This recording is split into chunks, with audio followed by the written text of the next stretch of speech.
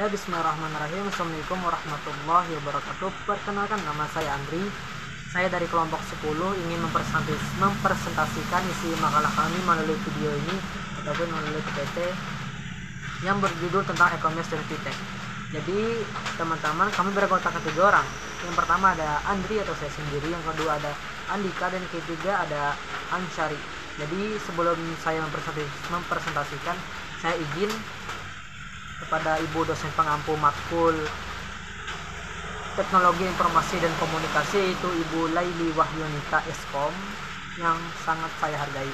Lalu yang saya banggakan teman-teman sekalian yang insya Allah selalu dalam keadaan sehat walafiat, yang sakit semoga disembuhkan dan yang sehat semoga selalu sehat. Setelah itu di sini saya ingin mempresentasikan. Jadi di sini memasuki latar belakang kami, ada kesimpulan sedikit dari latar belakang, yaitu hadirnya globalisasi di era milenium. Ini telah membawa dampak yang besar di seluruh sektor kehidupan manusia, termasuk salah satunya adalah teknologi dan internet.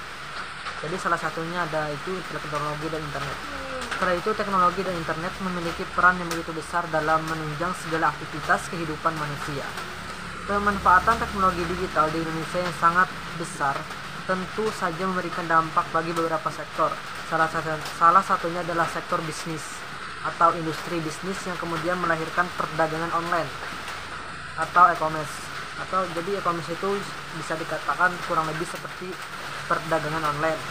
Namun dampak dari semakin pesatnya perkembangan teknologi dan internet tidak hanya merambah industri perdagangan, tetapi juga pada industri keuangan Indonesia. Hal tersebut ditandai dengan hadirnya finansial teknologi atau fintech. Jadi kepanjangan dari fintech itu yaitu finansial teknologi. Oke, itu tadi latar belakang dari isi makalah kami ataupun PPT kami. Setelah itu memasuki ke slide ketiga, yaitu ada rumusan masalah. Rumusan masalah kami terbagi menjadi 3 bagian. Yang pertama yaitu bagaimana pengertian tentang e-commerce dan fintech, dan yang kedua apa saja jenis-jenis e-commerce dan fintech terhadap penggunanya. Lalu yang ketiga ataupun yang terakhir yaitu apa saja manfaat menggunakan e-commerce dan fintech. Jadi rumusan masalah kami tidak banyak dan tidak juga sedikit, ya lumayan lah 3 kesimpulan yang bisa kami ambil dari rumusan masalah. tiga itu.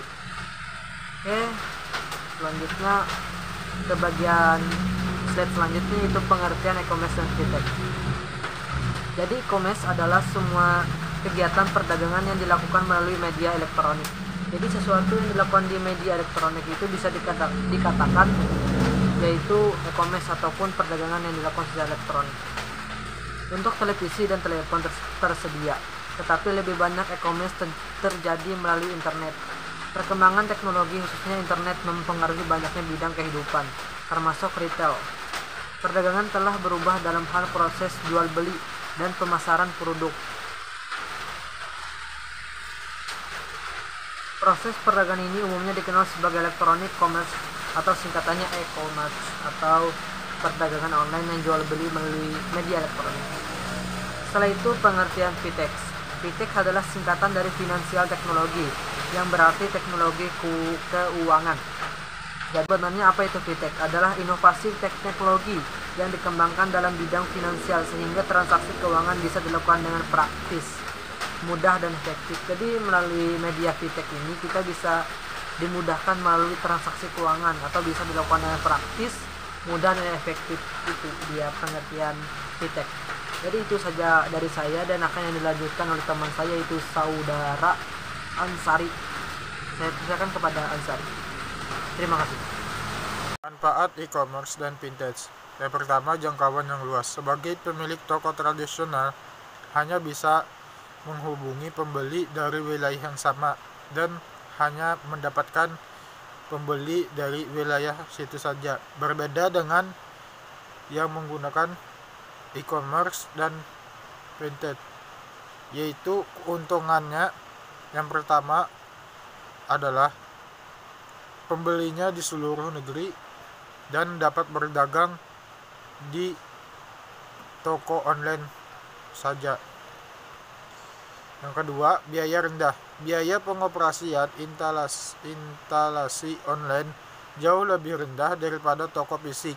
Paling tidak memerlukan gaji karyawan, sewa gedung, dan tagihan listrik. Yang ketiga, memproses transaksi dan pengiriman dengan mudah. Dengan tol online, tidak perlu khawatir untuk memproses dan mengirimkan barang. Saat ini terdapat berbagai layanan pembayaran elektronik yang dapat diproses di internet. Pengiriman juga dapat dilacak secara online. Yang keempat, bekerja dari mana saja. Seperti yang disebutkan sebelumnya, salah satu manfaat e-commerce adalah selalu dapat diakses. Oleh karena itu, dapat menjalankan dari mana saja dengan perangkat dan koneksi internet yang tepat. Selanjutnya yaitu business to business atau B2B adalah jenis e-commerce di mana satu perusahaan yang menjual produk atau layanan perusahaan lain. Dalam model e-commerce, pembeli biasanya memesan barang dalam jumlah banyak. Contohnya adalah perusahaan yang membeli perlengkapan kantor dari produsen. Selanjutnya yaitu business to customer. B2C. Dalam jenis e-commerce ini, perusahaan menjual produk atau layanan kepada konsumen. Secara umum, pelanggan e-commerce B2C hanya terlibat dalam industri retail. Aktivitas ini termasuk dalam kategori jika sebelumnya telah membeli sesuatu dari toko online tersebut. Assalamualaikum warahmatullahi wabarakatuh. Perkenalkan, nama saya Andika. Di sini saya akan melanjutkan pembacaan PPT dari Saudara Ansari. Jenis e-commerce antar konsumen C2C. Apakah Klemes pernah menjual barang bekas kepada orang lain yang membutuhkan melalui internet? Kegiatan tersebut termasuk dalam jenis-jenis e-commerce ini. Dengan kata lain, C2C adalah transaksi online antara dua orang. Consumer to business. C2B ada tidak seperti B2C. E-commerce C2B adalah sistem di mana seseorang menjual produk atau layanan ke perusahaan, misalnya desain grafis menawarkan dan menjual logo ke perusahaan makanan. Peer-to-peer lending. Jenis pertama fintech adalah peer-to-peer lending, jasa keuangan yang menyediakan pinjaman dana untuk modal usaha atau memenuhi kebutuhan. E-wallet. Jenis fintech yang berikut adalah dompet digital atau disebut juga dengan e-wallet. Produk fintech satu ini berperan menyediakan tempat penyimpanan uang secara elektronik bagi penggunanya. Crowdfunding. Crowdfunding adalah produk fintech sebagai platform mempertemukan pihak yang memerlukan dana dan pihak donatur dengan jaminan transaksi secara aman dan mudah. Microfinance. Jenis fintech adalah microfinance merupakan layanan perusahaan fintech yang membantu masyarakat kelas menengah ke bawah untuk menunjang kehidupan dan keuangan mereka melalui menyediakan layanan finansial. Kesimpulan. 1. E-commerce menguntungkan pembeli dan juga penjual. Pembeli lebih hemat biaya dan waktu karena tidak perlu jauh-jauh mencari barang yang dibutuhkan. Selain kelebihan tersebut, ada juga kekurangan saat memproseskan transaksi jual beli melalui internet. 2. Fintech adalah inovasi teknologi yang dikembangkan dalam bidang finansial sehingga transaksi keuangan bisa dilakukan dengan praktis, mudah, dan efektif. 3. Perkembangan industri e-commerce di Indonesia sangat pesat. Dengan ini banyaknya bisnis online yang sukses. 4. Perkembangan fintech di Indonesia mengakibatkan muncul berbagai inovasi produk fintech yang membantu aktivitas keuangan dan menunjang kehidupan masyarakat. Mungkin hanya itu presentasi dari kelompok kami. Apabila ada kata yang salah, mohon maaf. Saya Andika, undur diri. Assalamualaikum warahmatullahi wabarakatuh.